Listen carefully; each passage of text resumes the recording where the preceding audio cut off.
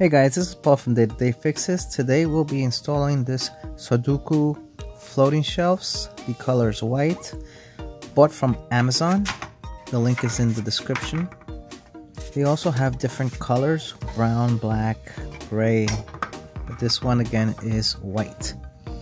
This is the towel holder. You can attach it to the shelf or you can attach it to the wall. It depends where you want it, so that's why there are no pre-made holes. Also, not attach it to anything and leave the towel holder out if you don't want that look.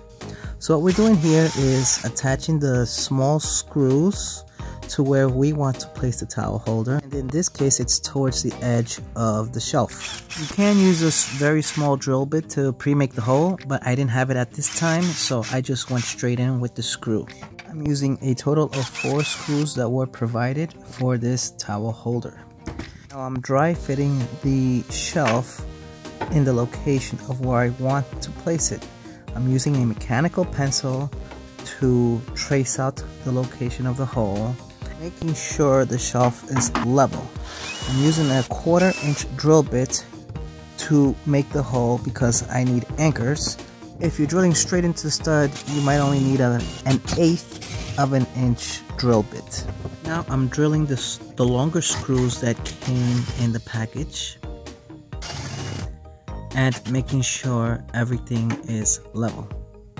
Now we have to do the same thing for the top shelf.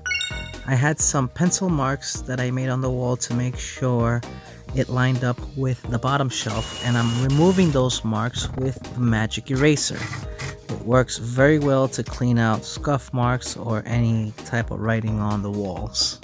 For the top shelf, I drilled the screw as far as I could because the iron was touching the drill, so I decided to just use a regular screwdriver to finish it off.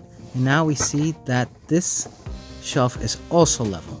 These walls are thick plaster walls, so that's why I knew I needed an anchor.